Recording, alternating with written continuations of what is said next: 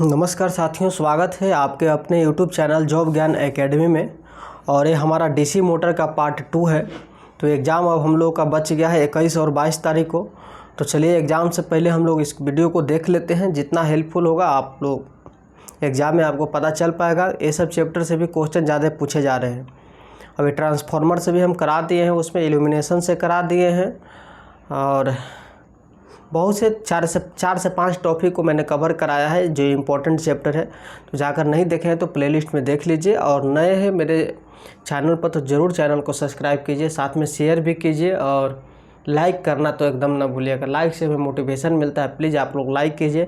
एक छोटे भाई को सपोर्ट की ज़रूरत है, सपोर्ट कीजिए आप लोग। तो 98 नंबर तक हम लोग पढ़ लिए थे। अब हम लोग पढ़ेंगे 99 नंबर से। क्वेश्चन है मेरे साथियों, थोड़ा सा मैं इसे जूम कर लेता हूँ। क्वेश्चन है कि दो नज़दीकी पोल के बीच की दूरी का केंद्र कहा जाता है। क्या कहा जाता है मेरे साथियों? तो कहा जाता है पोल पिच कहा जाता है। क्या कहा जाता है? Pole pitch. दोस्तों ये रिवीजन क्लास है, इसमें आपको सारे आंसर दिए हुए हैं।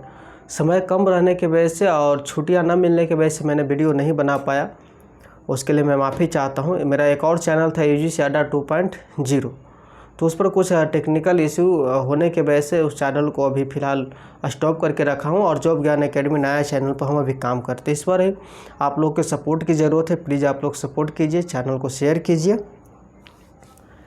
ठीक है, चलिए रिवीजन क्लास में 99 नंबर का जवाब हो जाएगा option number D, pole pitch. Next सवाल है, शांतिपूर्वक क्लास को देखिएगा। सारे क्वेश्चन प्रीवियस ईयर से है।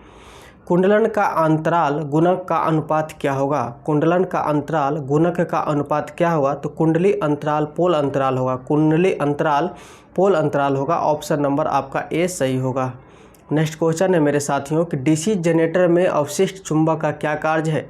डीसी जनरेटर में अवशिष्ट चुंबक का क्या कार्य है? तो ऑप्शन नंबर बी हो जाएगा, वोल्टेज का निर्माण करना काम है। वोल्टेज का निर्माण करना काम है। नेक्स्ट सवाल है, आर्क वेल्डिंग प्रयोजन के लिए किस प्रकार के डीसी जनरेटर का उपयोग किया जाता है? यानी आर्क वेल्डिंग प्रयोजन के लिए किस प्रकार के डीसी जनरेटर का प्रयोग किया जाता है? 4 ऑप्शन दिए हुए। यूपीपीसीएल 2016 का प्रश्न है मेरे साथियों। सही जवाब हो जाएगा option number C, arc welding में डीसी कंपाउंड विभेदित जनरेटर का उपयोग किया जाता है। आगे हम लोग बढ़ते हैं साथियों। देखिए थोड़ा सा यहाँ पर जो है ना मिस होगा, क्लास गड़बड़ाने की स्थिति में हो जाती है। नेक्स्ट सवाल है आपको, ये देखिए बिजली विभाग का प्रश्न है, टेक्नीशियन का क्वेश्चन है कि डीसी जनरेटर निम्नलिखित में से किस तरह से कनेक्ट होने से अवशिष्ट चुंबक तत्व रेसिडुअल मैग्नेटिज्म की मौजूदगी महत्वपूर्ण नहीं होगी। कह रहा है कि डीसी जनरेटर निम्नलिखित में से किस तरह से कनेक्ट होने से अवशिष्ट चुंबक तत्व रेसिडुअल मैग्नेटिज्म की मौजूदगी महत्वपूर्ण नहीं होगी। तो ऑप्शन नंबर सी होगा, separately excited generator. Separately excited generator में नहीं होगी। नेक्स्ट क्वेश्चन की ओर हम लोग बढ़ते हैं साथियों। क्वेश्चन है कि वह बल आघूर्ण टॉर्क जो कार्य करने के लिए उपलब्ध रहता है उसे क्या कहते हैं? तो ऑप्शन नंबर सी, सॉफ्ट बल आघूर्ण कहते हैं। क्या कहते हैं? सॉफ्ट बल आघूर्ण कहते हैं। वह बल आघूर्ण टॉर्क जो कार्य करने के लिए उपलब्ध रहता है उसे क्या कहते हैं? तो सॉफ्ट बल आघूर्ण कहते हैं। आगे की ओर बढ़ेंगे साथियों। क्वेश्चन है कि रोटर सॉफ्ट को सपोर्ट देने के लिए जिस बेरिंग का उपयोग किया जाता है वह सामान्यतः क्या है? तो ऑप्शन नंबर ए हो जाएगा, बॉल बेरिंग है। क्या हो जाएगा? रोटर सॉफ्ट को सपोर्ट देने के लिए जिस बेरिंग का उपयोग किया जाता है वह सामान्यतः क्या है? बॉल बेरिंग है। नेक्स्ट क्वेश्चन है मेरे साथियों। क्वेश्चन आपका है कि लैप वाइंडिंग सबसे ज़्यादा उपयोगी होती है। लैप वाइंडिंग सबसे ज़्यादा उपयोगी होती है निम्न वोल्टता से उच्च धारा मशीनों हेतु। ऑप्शन नंबर सी हो जाएगा, निम्न वोल्टता से उच्च धारा मशीनों हेतु लैप वाइंडिंग सबसे ज़्यादा उपयोगी होती है। नेक्स्ट सवाल की ओर चलेंगे। सवाल है, एक उत्तेजक निम्न के अलावा कुछ नहीं होता है। एक उत्तेजक निम्न के अलावा कुछ नहीं होता है। तो ऑप्शन नंबर बी हो जाएगा, शंट जनरेटर। Shunt generator. कह रहा है कि एक उत्तेजक निम्न के अलावा कुछ नहीं होता है, तो शंट जनरेटर के अलावा कुछ नहीं होता है। नेक्स्ट सवाल की ओर हम लोग चलेंगे साथियों। सवाल है, डीसी जनरेटरों में भारी मात्रा में विद्युत धारा उत्पन्न करने हेतु किस प्रकार की वाइंडिंग वक्र को वरीयता दी जाती है? कह रहा है कि डीसी जनरेटरों में भारी मात्रा में विद्युत धारा उत्पन्न करने हेतु किस प्रकार की वाइंडिंग वक्र की वरीयता दी जाती है? तो ऑप्शन नंबर सी हो जाएगा, लैप वाइंडिंग की दी जाती है। लैप वाइंडिंग की दी जाती है। ऑप्शन नंबर सी आपका सही होगा। नेक्स्ट क्वेश्चन है साथियों, वेल्डिंग जनरेटर में सामान्यतः होता है। वेल्डिंग जनरेटर में सामान्यतः क्या होता है? तो सही जवाब हो जाएगा option number A. Welding generator में सामान्यतः लैप वाइंडिंग का प्रयोग करते हैं। किसका करते हैं? लैप वाइंडिंग का प्रयोग करते हैं। नेक्स्ट क्वेश्चन है, एक चार पोल जनित्र 1500 आरपीएम पर चलता है, आर्मेचर में धारा की आवृत्ति क्या होगी? देखिए ऑडियंस फैक्ट्री 2014 का प्रश्न है। ऑडियंस फैक्ट्री का भी बहाली जल्दी आने वाला है, इसका वैकेंसी देखने को मिलेगा आपको। चूँकि बहुत लंबा टाइम हो गया ऑडियंस फैक्ट्री का वैकेंसी दिए हुए, तो इसमें भी बहुत अच्छा सैलरी का कैटेगरी रहता है, ठीक है ना। तो उसको भी वैकेंसी आएगा तो छोड़ना नहीं है, उसमें भी बारीकी से हम लोग जब वैकेंसी आएगा तो क्लास को पढ़ेंगे, थियोरिकल वाइज पढ़ेंगे। क्वेश्चन, एक 4 पोल जनित्र 1500 आरपीएम पर चलता है तो आर्मेचर में धारा की आवृत्ति क्या हो जाएगी? तो ऑप्शन नंबर सी हो जाएगा 50 हर्ट्ज हो जाएगा। क्या हो जाएगा मेरे साथियों? 50 हर्ट्ज हो जाएगा। देखिए किस तरीके से बनाया है। देखिए P बराबर पोल की संख्या 4, NS बराबर 1500 आरपीएम, F बराबर वाट। तो NS बराबर कितना हो जाता है मेरे साथियों? तो 120 F/P, फार्मूला ही है 120 F/P। तो 120 F बराबर NSP होता है। तो यानी यहाँ पर हो जाएगा NS का मान हो जाएगा 1500 गुने 4/120। 4 से 1 शून्य से 1 शून्य यहाँ से कट जाएगा, और 4 तिया 12, 3 पचे 15, यहाँ पर 50 हर्ट्ज आपका जवाब आ जाएगा। नेक्स्ट क्वेश्चन है मेरे साथियों, बस आप लोग लाइक कर दीजिए नहीं किए हो तो। एक जनित्र में 8 समानांतर परिपथ और धारा संग्रह करने हेतु 16 ब्रूस का प्रयोग किया गया है। यदि प्रति ब्रूस विभव पात 1 वोल्ट हो तो प्रेरित विद्युत वाहक बल में कमी होगी। सही जवाब होगा ऑप्शन नंबर ए 2 वोल्ट। क्या हो जाएगा? 2 वोल्ट। कह रहा है कि एक जनित्र में 8 समानांतर परिपथ और धारा संग्रह करने हेतु 16 ब्रूस का प्रयोग किया गया है। यदि प्रति ब्रूस विभव पात 1 वोल्ट हो तो प्रेरित विद्युत वाहक बल में कमी होगी, 2 वोल्ट होगी। ऑप्शन नंबर आपका ए सही होगा। नेक्स्ट क्वेश्चन की ओर चलेंगे। क्वेश्चन है कि भंवर धारा हानियाँ डीसी मशीन के किस भाग में होती है? तो भंवर धारा हानियाँ जो है आर्मेचर में होती है। किस में होती है? भंवर धारा हानियाँ डीसी मशीन के किस भाग में होती है साथियों? तो आर्मेचर में होती है। नेक्स्ट क्वेश्चन की ओर हम लोग चलेंगे। क्वेश्चन है कि असंतृप्त डीसी मशीन की आर्मेचर प्रतिक्रिया के परिणाम स्वरूप प्रभाव उत्पन्न होता है। कह रहा है कि असंतृप्त डीसी मशीन के आर्मेचर प्रतिक्रिया के परिणाम स्वरूप रिक्त स्थान प्रति चुंबकन यानी क्रॉस मैग्नेटाइजिंग प्रभाव उत्पन्न होता है। ऑप्शन नंबर आपका बी सही हो जाएगा। असंतृप्त डीसी मशीन की आर्मेचर प्रतिक्रिया के परिणाम स्वरूप प्रति चुंबकन यानी क्रॉस मैग्नेटाइजिंग प्रभाव उत्पन्न होता है। ऑप्शन नंबर आपका बी सही होगा। नेक्स्ट क्वेश्चन है साथियों कि भंवर धारा का किसी डीसी मशीन के रिक्त स्थान के हिस्से में सबसे ज़्यादा नुकसान होता है। क्या होता है? तो आर्मेचर होता है। कह रहा है कि भंवर धारा का किसी डीसी मशीन के आर्मेचर के हिस्से में सबसे ज़्यादा नुकसान होता है। यह हानि 20% से 30% तक होती है। यह लव हानि का एक भाग होता है। नेक्स्ट क्वेश्चन है कि डीसी मशीन के किस भाग को बार बार मरम्मत की आवश्यकता होती है? तो ऑप्शन नंबर बी हो जाएगा ब्रश और कम्यूटेटर की होती है। ब्रश और कम्यूटेटर की होती है। डीसी मशीन के किस भाग को बार बार मरम्मत की आवश्यकता होती है? तो ब्रश और कम्यूटेटर की होती है। ऑप्शन नंबर आपका बी सही होगा। नेक्स्ट क्वेश्चन है मेरे साथियों, बस आप लोग लाइक करते रहें, एक लाइक से हमें मोटिवेशन मिलता है कि लैप वाइंडिंग में समानांतर पथों की संख्या होती है। तो ऑप्शन नंबर सी पोल की संख्या के समान होती है। ऑप्शन नंबर सी हो जाएगा पोल की संख्या के समान है। लैप वाइंडिंग में समानांतर पथों की संख्या होती है, पोल की संख्या के समान होती है। नेक्स्ट सवाल की ओर हम लोग बढ़ेंगे साथियों। सवाल है कि एक सेपरेटली एक्साइटेड जनरेटर के क्षेत्र वाइंडिंग किससे जुड़े होते हैं? एक सेपरेटली एक्साइटेड जनरेटर के क्षेत्र वाइंडिंग किससे जुड़े होते हैं? 4 ऑप्शन दिए गए हैं। सही जवाब आपका क्या हो जाएगा? ऑप्शन नंबर ए कि एक सेपरेटली एक्साइटेड जनित्र के क्षेत्र वाइंडिंग के स्रोत के साथ श्रृंखला में जुड़ी होती है। किस में होती है? एक सेपरेटली एक्साइटेड जनित्र के क्षेत्र वाइंडिंग स्रोत के साथ श्रृंखला में जुड़ी होती है। नेक्स्ट क्वेश्चन की ओर हम लोग बढ़ेंगे। क्वेश्चन है कि इनमोल्ड तार का प्रयोग किया जाता है। इनमोल्ड तार का प्रयोग विद्युत मोटर व जनित्र में किया जाता है। विद्युत मोटर व जनित्र में किया जाता है। नेक्स्ट सवाल की ओर हम लोग चलेंगे। सवाल है आर्मेचर वाइंडिंग में निम्नलिखित में से कौन सा करंट होता है? तो आर्मेचर वाइंडिंग में निम्नलिखित में से करंट होता है केवल लोड धारा। क्या होता है? केवल लोड धारा करंट होता है। नेक्स्ट क्वेश्चन की ओर चलेंगे साथियों। क्वेश्चन है कि आर्मेचर करंट धारा में वृद्धि होने पर आर्मेचर प्रतिक्रिया घटती है। कह रहा है कि आर्मेचर करंट धारा में वृद्धि होने पर आर्मेचर प्रतिक्रिया घटती है। क्या घटती है? तो ऑप्शन नंबर यहाँ पर बी हो जाएगा हाँ। आर्मेचर करंट धारा में वृद्धि होने पर आर्मेचर प्रतिक्रिया घटती है, तो हाँ यहाँ पर सही जवाब होगा। नेक्स्ट क्वेश्चन की ओर चलेंगे साथियों। क्वेश्चन है कि डीसी जनरेटर के निम्न ब्रश घर्षण के गुणांक का अधिमान्य मान क्या होगा। डीसी जनरेटर के निम्न ब्रश घर्षण के गुणांक का अधिमान्य मान क्या होगा, तो ऑप्शन नंबर सी हो जाएगा 0.35। क्या हो जाएगा, 0.35 होगा। नेक्स्ट क्वेश्चन की ओर चलेंगे हम लोग। क्वेश्चन है मेरे साथियों, क्षेत्र कुंडलन हेतु किस प्रकार के तार का प्रयोग किया जाता है, तो ऑप्शन नंबर ए हो जाएगा इनमोल्ड ताम्र तार। इनमोल्ड ताम्र तार द्वारा किया जाता है। करा कि क्षेत्र कुंडलन हेतु किस प्रकार के तार का प्रयोग किया जाता है, तो इनामेल्ड ताम्र तार का प्रयोग किया जाता है। इनामेल्ड ताम्र तार का प्रयोग किया जाता है। नेक्स्ट सवाल है मेरे साथियों कि इंटरपोल का उपयोग करने का उद्देश्य क्या है। इंटरपोल को उपयोग करने का उद्देश्य यहाँ पर क्या है, तो कंप्यूटेटर पर स्पार्किंग कम करना। ऑप्शन नंबर बी हो जाएगा, कंप्यूटेटर पर स्पार्किंग कम करना है इंटरपोल को उपयोग करने का उद्देश्य है। नेक्स्ट क्वेश्चन है, शंट फील्ड को आर्मेचर के साथ किसमें जोड़ा जाना चाहिए। शंट फील्ड को आर्मेचर के साथ किसमें जोड़ा जाना चाहिए, तो ऑप्शन नंबर सी हो जाएगा समानांतर। शंट फील्ड को आर्मेचर के साथ समानांतर में जोड़ा जाना चाहिए। यानी शंट फील्ड को आर्मेचर के साथ किस में जोड़ा जाना चाहिए, तो समानांतर में जोड़ा जाना चाहिए। तो सही जवाब हो जाएगा आपको ऑप्शन नंबर क्या हो जाएगा मेरे साथियों, सी हो जाएगा। नेक्स्ट क्वेश्चन की ओर हम लोग चढ़ते हैं। क्वेश्चन है मेरे साथियों कि डीसी जनरेटर की गति बढ़ने पर प्रेरित वोल्टता क्या होगी। तो डीसी जनरेटर की गति बढ़ने पर प्रेरित वोल्टता बढ़ जाएगी। क्या हो जाएगी, बढ़ जाएगी। ऑप्शन नंबर आपका 20 सही होगा। नेक्स्ट क्वेश्चन है, आर्मेचर प्रतिरोध वोल्टता ड्रॉप का सूत्र क्या है। आर्मेचर प्रतिरोध वोल्टता ड्रॉप का सूत्र क्या है, तो ऑप्शन नंबर आपका ए हो जाएगा IA और RA।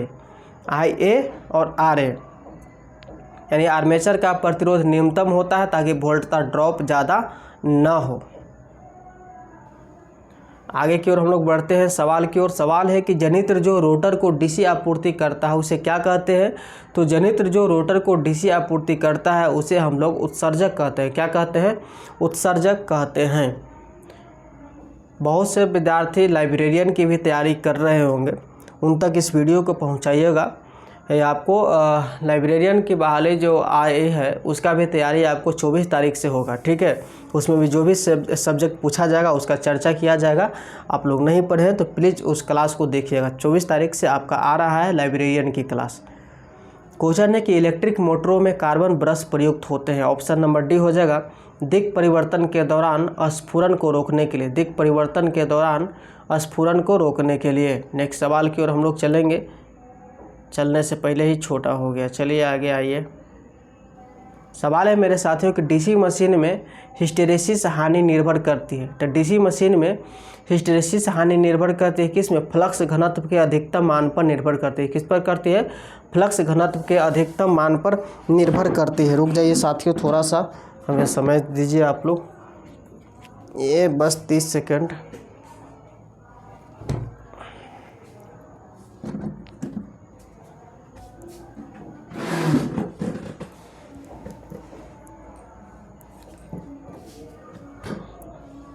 चलिए, welcome back, thank you. Next question है साथियों कि यदि एक कुंडली का लघु पिच कोण अल्फा है तो कुंडली पिच फैक्टर होगा। तो ऑप्शन नंबर बी हो जाएगा cos अल्फा बटा 2 हो जाएगा। कह रहा है कि यदि एक कुंडली लघु पिच कोण अल्फा है तो कुंडली पिच फैक्टर क्या होगा, cos अल्फा बटे 2 हो जाएगा।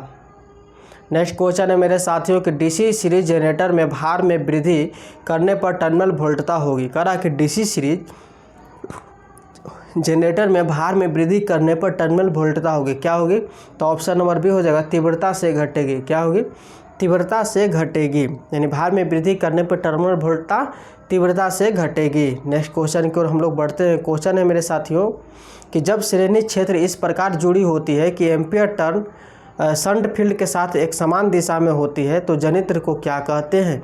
तो ऑप्शन नंबर डी हो जाएगा क्यूमुलेटिव कंपाउंड जनित्र कहते हैं। क्यूमुलेटिव कंपाउंड जनित्र कहते हैं।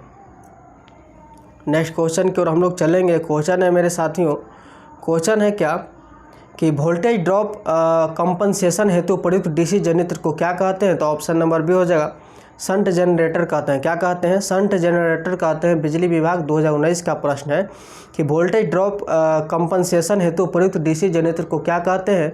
शंट जनरेटर कहते हैं। क्या कहते हैं मेरे साथियों? शंट जनरेटर कहते हैं। नेक्स्ट क्वेश्चन की ओर चलते हैं। क्वेश्चन है डीसी पार्श्व पथ जनित्र की क्रांतिक चाल वह चाल होती है जिस चाल के नीचे जनित्र वोल्टेज बनाने में असफल रहता है। कह रहा है कि डीसी पार्श्व पथ जनित्र की क्रांतिक चाल वह चाल होती है जिस चाल के नीचे जनित्र वोल्टेज बनाने में असफल रहता है। ऑप्शन नंबर आपका ए सही होगा। नेक्स्ट क्वेश्चन की ओर चलते हैं कि डीसी जनित्र के आर्मेचर प्रतिक्रिया को सुधारने के लिए ब्रशेस को क्या करते हैं? डीसी जनित्र के आर्मेचर प्रतिक्रिया को सुधारने के लिए ब्रशेस को आर्मेचर के घूर्णन की दिशा में अग्र लीड प्रदान की जाती है। ऑप्शन नंबर ए हो जाएगा।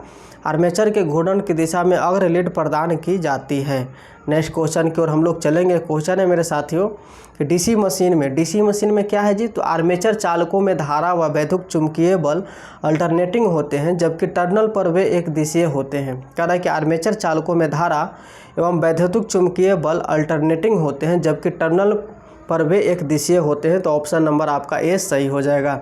नेक्स्ट क्वेश्चन की ओर चलते हैं मेरे साथियों। क्वेश्चन है डीसी मशीन का दिक् परिवर्तक किस तरह कार्य करता है? डीसी मशीन का दिक् परिवर्तक किस तरह का कार्य करता है? तो ऑप्शन नंबर ए हो जाएगा। यांत्रिक रेक्टिफायर की तरह कार्य करता है। यानी डीसी मशीन का दिक् परिवर्तक किसकी तरह कार्य करता है? तो यांत्रिक रेक्टिफायर की तरह काम करता है। नेक्स्ट क्वेश्चन है विद्युत मशीन में ध्रुव अंतराल है। विद्युत मशीन में ध्रुव अंतराल है तो 180 डिग्री वैद्युत के बराबर अंतराल है। ऑप्शन नंबर ए हो जाएगा। 180 डिग्री वैद्युत के बराबर अंतराल है। नेक्स्ट क्वेश्चन है मेरे साथियों कि जांच से पता चला कि किसी डीसी जनरेटर का कम्यूटेटर बुरी तरह से घिस गया है, रेगमाल प्रयोजन नहीं है, बेहतरीन तरीका क्या है? कहा कि जांच से पता चला कि किसी डीसी जनरेटर का कम्यूटेटर बुरी तरह से घिस गया है, रेगमाल प्रयोजन नहीं है, तो बेहतरीन तरीका क्या है? तो ऑप्शन नंबर आपका सी हो जाएगा। कम्यूटेटर को बदले। नेक्स्ट क्वेश्चन की ओर चलते हैं साथियों। क्वेश्चन है कि जब एक शंट जनित्र सामान्य दिशा और समान गति से घूमने वाले वोल्टता उत्पन्न नहीं करता तो इसका क्या कारण है? कह रहा है कि जब एक शंट जनित्र सामान्य दिशा और समान गति से घुमाने पर वोल्टता उत्पन्न नहीं करता तो इसका क्या कारण है? तो सही जवाब आपका हो जाएगा डी। जब एक शंट जनित्र सामान्य दिशा और समान गति से घूमने पर वोल्टता उत्पन्न नहीं करता है तो इस स्थिति का मुख्य कारण उसके ध्रुवों में अपशिष्ट गुरुत्व का नहीं होना होता है। ऑप्शन नंबर आपका डी उस क्वेश्चन का सही जवाब होगा। नेक्स्ट क्वेश्चन है साथियों ALP 2018 का प्रश्न है कि ऑटोमोबाइल की बैटरी को अवशोषित करने के लिए कौन सा जनित्र उपयोगी है? यानी ऑटोमोबाइल के बैटरी को अवशोषित करने के लिए आपको ऑप्शन नंबर सी यानी शंट जनित्र उपयोगी है। शंट जनित्र उपयोगी है। नेक्स्ट क्वेश्चन की ओर चलेंगे साथियों। क्वेश्चन है समान लाइटिंग एवं पावर सप्लाई के लिए प्रयोग में लाए जाने वाला जनरेटर कौन सा है? तो ऑप्शन नंबर ए हो जाएगा। शंट जनरेटर है। कौन सा है? शंट जनरेटर है।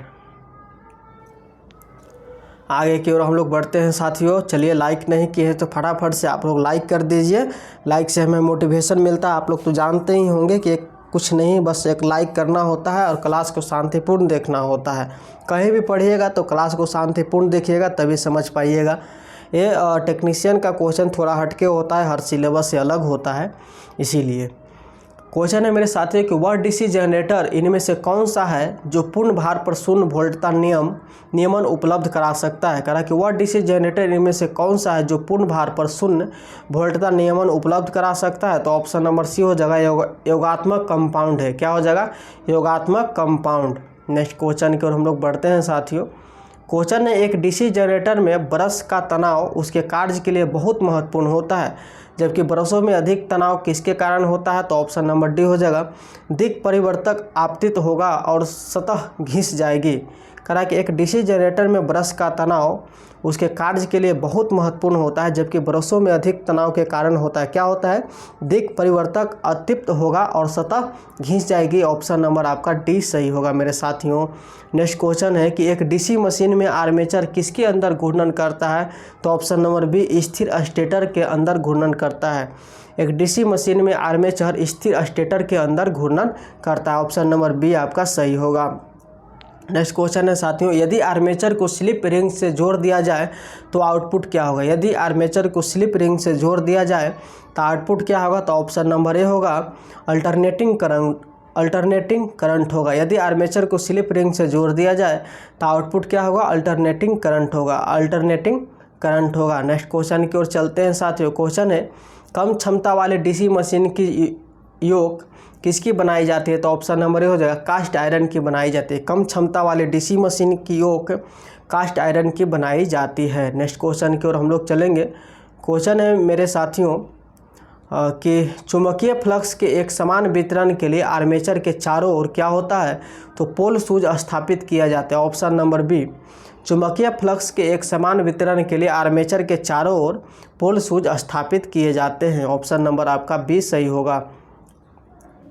नेक्स्ट क्वेश्चन है साथियों कि लगातार कार्य करने वाले डीसी जनरेटर के इंसुलेशन प्रतिरोध का मान कम होने का कारण क्या है। लगातार कार्य करने वाले डीसी जनरेटर के इंसुलेशन प्रतिरोध का मान कम होने का कारण क्या है। तो ऑप्शन नंबर बी हो जाएगा आर्मेचर तथा रॉकर आर्म पर कार्बन चूर्ण जमा हो जाना। आर्मेचर तथा रॉकर आर्म पर कार्बन चूर्ण जमा हो जाना। नेक्स्ट क्वेश्चन की ओर चलते हैं साथियों। क्वेश्चन है, मशीन के चलती हालात में घिसने के कारण डीसी मशीन का कार्बन ब्रश छोटा हो जाता है।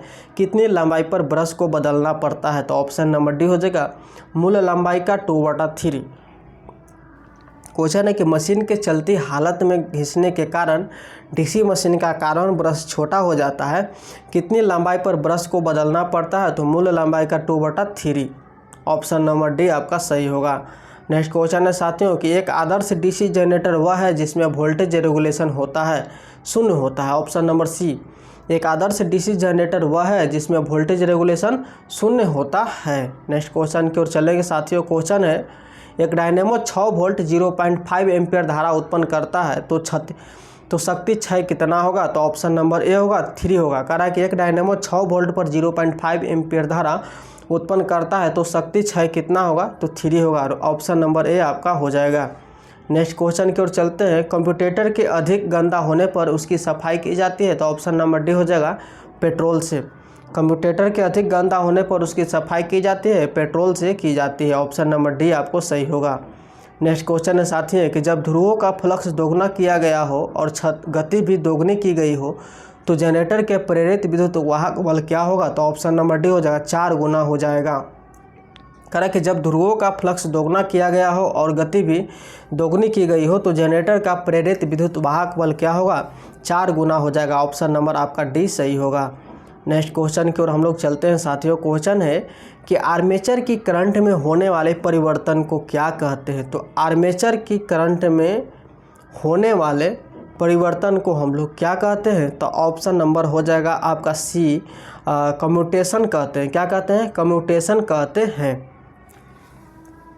नेक्स्ट सवाल है मेरे साथियों कि स्विनबर्न जांच पद्धति में डीसी मशीन किस रूप में चलती है। स्विनबर्न जांच पद्धति में डीसी मशीन किस रूप में चलती है। तो ऑप्शन नंबर सी हो जाएगा शून्य लोड पर जुड़ा जनरेटर से चलती है। शून्य लोड पर जुड़ा जनरेटर से चलती है।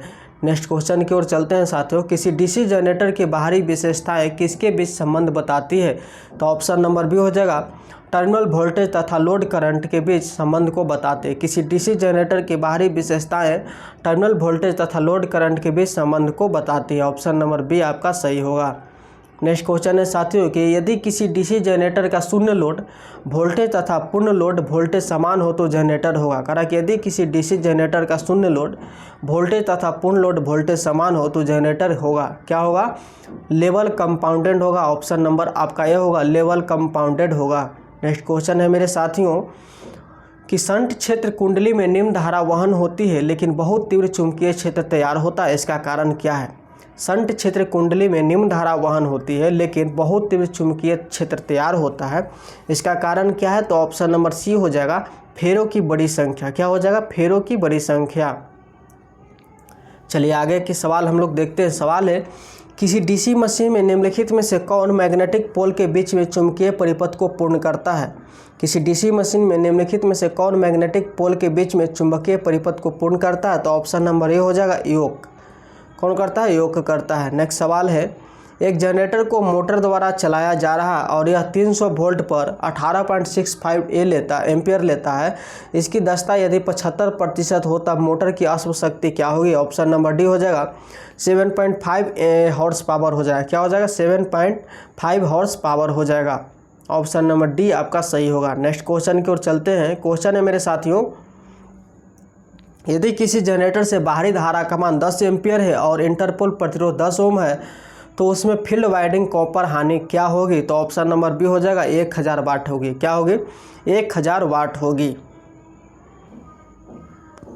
देखिए कैसे, आई बराबर 10 एम्पियर, आर है 10 ओम, तो कॉपर हानि आई स्क्वायर बराबर आर, तो लॉ से आई स्क्वायर बराबर आर बराबर 10 के स्क्वायर गुने 10 होगा, तो 1000 वाट आपको आ जाएगा।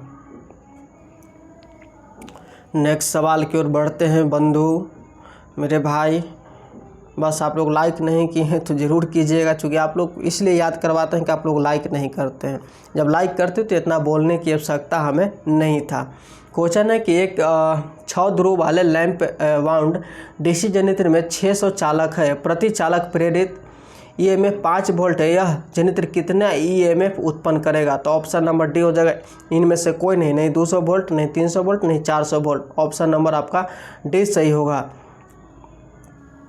नेक्स्ट क्वेश्चन है साथियों कि स्थिर चाल पर चलने वाले श्रेणी वेस्टेज जनरेटर के लोड धारा में वृद्धि के साथ टर्मिनल वोल्टेज क्या होगा? तो ऑप्शन नंबर सी होगा घटती है। करा कि स्थिर चाल पर चलने वाली श्रेणी वेस्टेज जनरेटर के लोड धारा में वृद्धि के साथ टर्मिनल वोल्टेज क्या होगा? घटती है। ऑप्शन नंबर आपका सी सही होगा। नेक्स्ट क्वेश्चन है साथियों कि डीसी जनरेटर के भार संतृप्त विशेषताएं निम्न के बीच का संबंध प्रदान करती है। क्या? वी एंड आई एफ, यानी कि डीसी जनरेटर में लोड सेचुरेशन वक्र भी और आईएफ के बीच संबंध बताता है। ऑप्शन नंबर आपका बी सही होगा। नेक्स्ट क्वेश्चन की ओर चलते हैं साथियों। क्वेश्चन है आपका ऑडियंस फैक्ट्री 2014 का प्रश्न है कि यदि किसी कॉइल का प्रतिरोध 4 ओम और उससे गुजरने वाली धारा का मान 20 एम्पियर है तो डीसी जनरेटर में उत्पन्न होने वाले ताम्र हानि का मान क्या होगा? देखिए, डीसी जनरेटर में उत्पन्न होने वाले आर्मेचर ताम्र हानि होती है आई ए स्क्वायर यानी आर ए, तो क्योंकि आई ए बराबर 20 एम्पियर दिया हुआ है, आर बराबर 4 ओम दिया हुआ है, रेजिस्टेंस कहते हैं आर से, तो आर्मेचर ताम्र हानि बराबर फार्मूला क्या हो जाएगा? 20 स्क्वायर गुने 4 यानी 20 के स्क्वायर जब कीजिएगा तो 400 और 400 गुने 4 यानी कि 4 चौके 1600 वाट आपका हो जाएगा। ऑप्शन नंबर डी सही होगा। नेक्स्ट क्वेश्चन है साथियों कि एक डीसी जनरेटर के वेव वाइंडिंग में 8 पोल वाले 4 चालक 600 आरपीएम की गति घूमकर 0.5 वेबर का चुंबकीय फ्लक्स उत्पन्न करता है तो प्रेरित ईएमएफ का मान क्या होगा? तो ऑप्शन नंबर बी होगा 80 वोल्ट होगा। क्यों? क्योंकि 400 आरपीएम की गति घूमकर 0.5 वेबर के चुंबकीय फ्लक्स उत्पन्न करता है, इसीलिए 80 वोल्ट होगा। क्यों? प्रश्नानुसार जब हम चलेंगे तो पोल की संख्या 8 होगा, जेड बराबर 4 होगा और एन बराबर 600 आरपीएम, फाइव बराबर 0.5 होगा। तो फार्मूला होता है विद्युत वाहक बल यानी जनित प्रेरित विद्युत वाहक बल बराबर 5 जेड पी एन बटा 120। अब सोल्व कर लीजिएगा ना। नेक्स्ट क्वेश्चन की ओर चलते हैं साथियों। क्वेश्चन है कि डीसी जनरेटर में वायु हानि समानुपाती होती है। डीसी जनरेटर में वायु हानि समानुपाती होती है क्यों? तो ऑप्शन नंबर डी हो जाता है आर्मेचर गति वर्ग के समानुपाती होती है, यानी डीसी जनरेटर में वायु हानि समानुपाती होती है। समानुपाती होती है यानी आर्मेचर गति वर्ग के समानुपाती होती है। नेक्स्ट क्वेश्चन की ओर हम लोग बढ़ते हैं साथियों। क्वेश्चन है कि लैप संयोजित आर्मेचर वाले एक 4 पोल शंट जनरेटर में क्षेत्र प्रतिरोध और आर्मेचर प्रतिरोध क्रमशः 50 ओम और 0.1 ओम है। इससे 100 वोल्ट 40 वाट वाले 60 लैंपों को विद्युत शक्ति आपूर्ति प्रदान की जाती है। आर्मेचर धारा का मान क्या होगा? तो ऑप्शन नंबर बी हो जाएगा 26 एम्पियर। क्या हो जाएगा? 26 एम्पियर हो जाएगा। कारण कि लैप संयोजित आर्मेचर वाले एक 4 पोल शंट जनरेटर में क्षेत्र प्रतिरोध और आर्मेचर प्रतिरोध क्रमशः 50 ओम और 0.1 ओम है। इससे 100 वोल्ट 40 वाट वाले 60 लैंपों को विद्युत शक्ति आपूर्ति प्रदान की जाती है। आर्मेचर धारा का मान क्या होगा? 26 एम्पियर होगा। नेक्स्ट क्वेश्चन की ओर चलते हैं साथियों। हम क्वेश्चन आपके सामने देखिए, थोड़ा सा लंबा डिस्कशन था तो कुछ जो है ज़्यादा इसमें आपको न्यूमेरिकल वगैरह नहीं पूछ रही है, 2 से 3 क्वेश्चन पूछ रहा है। तो ध्यान नहीं देना है, बन जाए तो ठीक है, नहीं तो आगे बढ़िएगा, ठीक है। डीसी जनित्र की क्षेत्र कुंडलन बनी होती है, किसकी बनी होती है? तो ताम्र से बनी होती है। डीसी जनित्र की क्षेत्र कुंडलन किसकी बनी होती है? ताम्र से बनी होती है। नेक्स्ट क्वेश्चन है कि प्रतिरोध दिक् परिवर्तन में रिक्त स्थान कॉपर ब्रशों को तुलनात्मक रूप से कार्बन ब्रशों द्वारा प्रतिस्थापित किया जाता है। तो ऑप्शन नंबर बी हो जाएगा निम्न या उच्च। कहा कि प्रतिरोध दिक् परिवर्तन में निम्न कॉपर ब्रशों को तुलनात्मक रूप से उच्च कार्बन ब्रशों द्वारा प्रतिस्थापित किया जाता है। ऑप्शन नंबर आपका बी सही होगा। नेक्स्ट क्वेश्चन है मेरे साथियों, क्वेश्चन क्या करा कि यदि एक सुचालक 2 सेकंड में फ्लक्स के 2 वेबर काटता है और इसके 50 चक्कर होते हैं तो कंडक्टर में प्रेरित ईएमएफ क्या होगा? तो ऑप्शन नंबर बी होगा 50 वोल्ट। क्या हो जाएगा? 50 वोल्ट।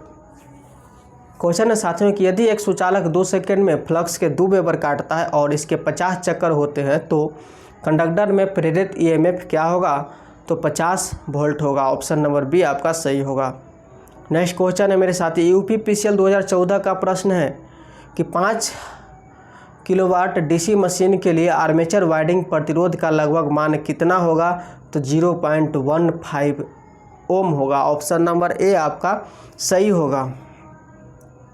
आगे क्या कह रहा है सवाल मेरे साथियों कि एक 4 पोल वाले डीसी जनित्र में लैंप वाउंड आर्मेचर है जिसमें 50 स्लॉट है और 16 चालक प्रति स्लॉट है। तो प्रति पोल उपयोगी फ्लक्स 30 MWb है। तो 240 वोल्ट का ईएमएफ उत्पन्न करने के लिए मशीन को निम्न में से किस विकल्प पर चलना चाहिए? ऑप्शन नंबर बी हो जाएगा 600 RPM पर चलना चाहिए। किस पर चलना चाहिए? 600 RPM पर चलना चाहिए। नेक्स्ट क्वेश्चन की ओर चलते हैं साथियों। क्वेश्चन है कि दिश धारा मशीन जनित्र के रूप में चले या मोटर के रूप में निम्नलिखित में से कौन सी मात्रा एक ही दिशा बनाए रखती है? तो प्रेरित विद्युत वाहक बल बनाए रखती है, चाहे रूप में कौन सा रूप में? जनित्र के रूप में चले या मोटर के रूप में। तो प्रेरित विद्युत वाहक बल एक ही दिशा बनाए रखती है। ऑप्शन नंबर आपका सी सही होगा।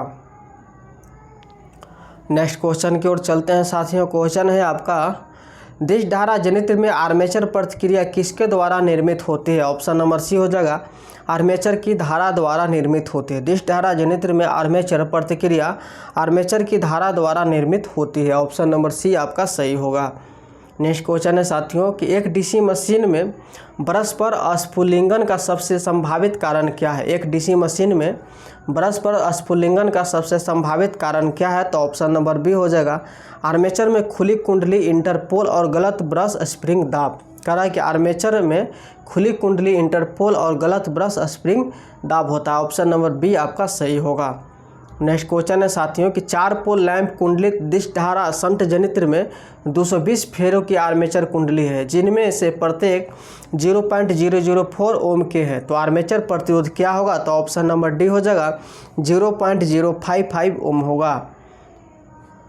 क्या हो जाएगा? 0.055 ओम हो जाएगा। नेक्स्ट क्वेश्चन है एक 6 पोल लैंप कुंडलित जनित्र में 300 कंडक्टर है, प्रत्येक कंडक्टर प्रेरित विद्युत वाहक बल 5 वोल्ट है। तो जनित्र की जनित वोल्टता क्या है? तो ऑप्शन नंबर ए हो जाएगा 250 वोल्ट।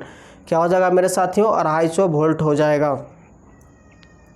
चलिए आगे की ओर हम लोग बढ़ते हैं साथियों। क्वेश्चन यहाँ पर है आपके सामने, एक शंट जनित्र 250 वोल्ट के टर्मिनल विभवांतर पर 195 एम्पियर प्रदान करता है, ठीक है, विभवांतर। आर्मेचर प्रतिरोध और शंट क्षेत्र प्रतिरोध क्रमशः 0.02 ओम और 50 ओम है। तो जनित्र विद्युत वाहक बल का मान क्या होगा? देखिए आप लोग इसको स्क्रीनशॉट लीजिए, थोड़ा ही लंबा है। क्या हो जाएगा मेरे साथियों? बस आप लोग सोल्यूशन इसको कर लीजिएगा। सोल्यूशन तो कर ही लीजिएगा क्योंकि एग्जाम नज़दीक है तो सभी लोग पढ़े हुए होंगे। ऑप्शन नंबर सी हो जाएगा 254 वोल्ट। क्या हो जाएगा? 254 वोल्ट हो जाएगा। नेक्स्ट सवाल की ओर चलते हैं मेरे साथियों। सवाल है आपके सामने, कम्यूटेशन के दौरान कुंडली में उत्पन्न स्वप्रेरित विद्युत वाहक बल को क्या कहते हैं? कह रहा है कि कम्यूटेशन के दौरान कुंडली में उत्पन्न स्वप्रेरित विद्युत वाहक बल को क्या कहते हैं? तो ऑप्शन नंबर सी हो जाएगा रिएक्टेंस वोल्टेज कहते हैं। क्या कहते हैं? रिएक्टेंस वोल्टेज कहते हैं। आगे की ओर हम लोग बढ़ते हैं साथियों कि 2 किलोवाट के 200 वोल्ट वाले जनित्र डीसी में कितनी धारा तक के लोड की आपूर्ति करेगा? तो ऑप्शन नंबर सी हो जाएगा 10 एम्पियर। क्या हो जाएगा? 10 एम्पियर। कह रहा है कि 2 किलोवाट के 200 वोल्ट वाले जनित्र डीसी में कितनी धारा तक के लोड की आपूर्ति करेगा, तो 10 एम्पियर तक के करेगा। ऑप्शन नंबर आपका सी सही हो जाएगा, चूँकि पावर यहाँ पर 2 किलोवाट है और वोल्टेज 200 वोल्ट है, तो P बराबर वी आई, तो IL बराबर P बटा V, तो 2 गुने 1000 बटा 200 होगा, बदल दिया वाट में, तो यहाँ पर जब कटेगा इसे इस होना, तो यानी 10 एम्पियर आपका आंसर आ जाएगा निकल के। ठीक है ना मेरे साथियों। नेक्स्ट क्वेश्चन की ओर हम लोग बढ़ेंगे। क्वेश्चन है जनरेटर के आर्मेचर कोर में लेमिनेशन की मोटाई होती है, तो जनरेटर के आर्मेचर कोड में लेमिनेशन की मोटाई आपको हो जाती है क्या, 0.35 से लेकर 0.5 mm तक होती है आर्मेचर। नेक्स्ट क्वेश्चन, यानी जनरेटर के आर्मेचर कोड में लेमिनेशन की मोटाई याद रखिए 0.35 मिलीमीटर से लेकर 0.5 मिलीमीटर होती है। नेक्स्ट क्वेश्चन यूपीपीसीएल का प्रश्न है मेरे साथियों, ध्यान दिया जाए कि यदि एक डीसी जनित्र के ब्रश होल्डर को रॉकर से विद्युत रोधी नहीं किया जाए तो, यानी रॉकर से विद्युत रोधी नहीं किया जाए तो ऑप्शन नंबर डी हो जाएगा, यंत्र में कम्यूटेटर पर भारी स्पार्किंग होगी। यंत्र में कम्यूटेटर पर भारी स्पार्किंग होगी। नेक्स्ट सवाल है साथियों कि सरल एवं आम विधि जो आर्मेचर वाइंडिंग शॉर्ट और ओपन कॉइल्स की जांच करने के लिए उपयोग किया जाता है वह क्या है। सरल एवं आम विधि जो आर्मेचर वाइंडिंग शॉर्ट और ओपन कॉइल्स की जांच करने के लिए उपयोग किया जाता है वह क्या है, तो ऑप्शन नंबर ए हो जाएगा ग्राउलर है। क्या है, ग्राउलर है। ओम मीटर प्रतिरोध नापने हेतु उपयुक्त होता है। मल्टीमीटर प्रतिरोध धारा तथा वोल्टता नापने के लिए उपयुक्त होता है। एमीटर या विद्युत धारा नापने के लिए प्रयोग किया जाता है। नेक्स्ट क्वेश्चन की ओर चलेंगे साथियों। क्वेश्चन है किसी डीसी मशीन में यदि पी पोलों की संख्या है इन आर्मेचर स्पीड आरपीएम में हो तब चुंबकीय व्युत्क्रमों की आवृत्ति क्या होगी, तो ऑप्शन नंबर बी हो जाएगी Pn बटा 120 होगा। Pn बटा 120 होगा। कह रहा है कि किसी डीसी मशीन में यदि पी पोलों की संख्या है और एन आर्मेचर स्पीड आरपीएम में हो तब चुंबकीय व्युत्क्रमों की आवृत्ति क्या होगी, Pn बटा 120 होगी। ऑप्शन नंबर आपका बी सही होगा। नेक्स्ट क्वेश्चन है मेरे साथियों, 4 ध्रुवों वाले डीसी जनित्र 1800 आरपीएम पर चल रहा है। 4 ध्रुवों वाले डीसी जनित्र 1800 आरपीएम पर चल रहा हो तो आर्मेचर में धारा की आवृत्ति क्या होगी, तो सही जवाब हो जाएंगे मेरे साथियों मशीन में पोल की संख्या 4। ऑप्शन नंबर आपका डी हो जाएगा। क्या हो जाएगा, कोई नहीं, 60 हर्ट्ज होता है, यानी मशीन में पोलों की संख्या 4, 1800 आरपीएम हो गया। NS बराबर 120 ये बटा P होता है, तो 1800 गुने 4 बटा 12 करेंगे हम लोग, 120 के हिसाब से काटेंगे तो कट कुट के आएगा आपको 60 हट जाएगा। यहाँ पर ये शून्य छूट गया है, 1 शून्य से 1 होगा, 4 3 12 3 6 18 60 होगा। नेक्स्ट क्वेश्चन है यदि किसी कॉइल का प्रतिरोध 4 ओम है एवं उससे गुजरने वाली धारा का मान 20 एम्पियर है तो डीसी जनित्र में उत्पन्न होने वाले ताम्र हानि का मान क्या होगा। प्रश्नानुसार आइए बराबर कितना है, 20 एम्पियर धारा का मान दिया हुआ है और रेजिस्टेंस कितना है, कॉइल का प्रतिरोध 4 ओम है और आर्मेचर ताम्र हानि बराबर फार्मूला ये होता है IA स्क्वायर बटा R है, यानी 20 के स्क्वायर गुने 4 बराबर कितना हो जाएगा, 2 दूनी 4 यानी 400 गुने 4 बराबर 1600 वाट होगा। ऐसा क्वेश्चन हम लोग ऊपर भी किए हैं, रिपीटेड प्रश्न है। नेक्स्ट क्वेश्चन है मेरे साथियों, ढलवा लोहे से बने योग्य उन जनित्र के लिए प्रयोग किए जाते हैं जिनका KW कम हो। कह रहा है कि ढलवा लोहे से बने योग्य उन जनित्र के लिए प्रयोग किए जाते हैं जिनका KW से कम हो। ऑप्शन नंबर आपका ए सही होगा। नेक्स्ट क्वेश्चन है जिस विधि से डीसी जनित्र में विद्युत वाहक बल प्रेरित होती है वह कहलाती है, क्या कहलाती है, गतिज कहलाती है। देखिए बिजली विभाग 2019 का प्रश्न है कि जिस विधि से डीसी जनित्र में विद्युत वाहक बल प्रेरित होती है वह क्या कहलाती है, गतिज कहलाती है। नेक्स्ट सवाल है निम्नलिखित में से किसे अनिवार्यतः दिश धारा की आवश्यकता होती है, तो ऑप्शन नंबर बी हो जाता है चाल नियामक। निम्नलिखित में से किसे अनिवार्यतः दिश धारा की आवश्यकता होती है, चाल नियामक की आवश्यकता होती है। ऑप्शन नंबर आपका बी सही होगा। नेक्स्ट क्वेश्चन है एक आदर्श डीसी जनित्र वह है जिसमें वोल्टेज रेगुलेशन होता है, क्या होता है, तो ऑप्शन नंबर सी हो जाएगा, शून्य होता है। एक आदर्श डीसी जनित्र वह है जिसमें वोल्टेज रेगुलेशन होता है, शून्य होता है। ऑप्शन नंबर आपका सी सही होगा, शून्य होता है। नेक्स्ट क्वेश्चन की ओर हम लोग बढ़ेंगे साथियों। क्वेश्चन है आपके सामने आपका ऑडियंस फैक्ट्री 2014 का प्रश्न है कि एक डायनेमो 6 वोल्ट ठीक है और 0.5 एम्पियर धारा उत्पन्न करता है, I बराबर 0.5 एम्पियर, तो शक्ति के क्षय कितना होगा। यानी पूछा तो R बराबर V/I होता है, 6/0.5 यहाँ ऊपर से 10 जाएगा तो यानी कटेगा तो 12 × 60 12 ओम होगा। तो शक्ति बराबर फार्मूला ही होता है V²/R, तो 6 × 6 यानी वोल्ट बटा 12, तो 3 वाट आपका आंसर निकल के आ जाएगा।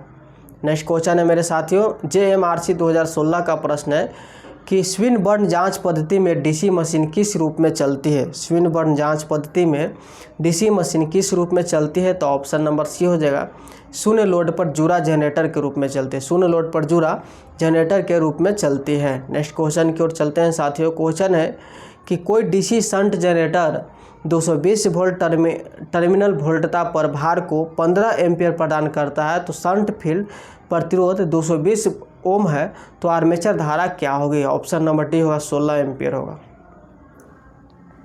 क्यों करा कि एक कोई DC shunt generator 220 volt terminal वोल्टता है ठीक है। यहाँ देखिए वोल्टा पर भार को 15 एम्पियर प्रदान करता है, IL बराबर लाइन यानी 15 एम्पियर, तो ISH बराबर V/ क्या कितना हो जाएगा RSH। यहाँ फार्मूला है 220/220 बराबर IA, काट कूट के जब 15 + 1 बराबर 16 एम्पियर, यहाँ पर जवाब आ जाता है option number D. Next question है मेरे साथियों कि डीसी जनरेटर में ध्रुवों की संख्या और आर्मेचर चालकों की संख्या नियत होती है, निम्नलिखित में से कौन सी कुंडली अपेक्षाकृत उच्च विद्युत वाहक बल प्रदान करेगी। कह रहा है कि डीसी जनरेटर में ध्रुवों की संख्या और आर्मेचर चालकों की संख्या नियत होती है, निम्नलिखित में से कौन सी कुंडली अपेक्षाकृत उच्च विद्युत वाहक बल प्रदान करेगी, तो ऑप्शन नंबर बी हो जाएगा, तरंग कुंडली वेव वाइडिंग। ठीक है, तो दोस्तों आज का क्लास इतना ही। आपका पार्ट 1 और पार्ट 2 दोनों हम करा दिए। वीडियो समाप्त होता है। मिलेंगे हम लोग नेक्स्ट वीडियो में। इस वीडियो को आप लोग ज़्यादा से ज़्यादा शेयर कीजिए, चूँकि ऐसा ही प्रश्न आपको एग्जाम में ज़्यादा पूछे जा रहे हैं इस टॉपिक से, तो कुछ न कुछ तो आपको एग्जाम में हेल्पफुल होगा। और एक और टॉपिक मेरा आ रहा है, सबसे लास्ट है, जल्दी आपको देखने को मिलेगा तुरंत। उसे भी, उस वीडियो को भी आप लोग देखिएगा, एग्ज़ाम में हेल्पफुल होगा। चूँकि कल संडे है, जितना हो सके आप लोग वीडियो को देखिए और आज और कल दोनों दिन देखिए और एग्ज़ाम दीजिए। बेस्ट ऑफ लक मेरे साथियों।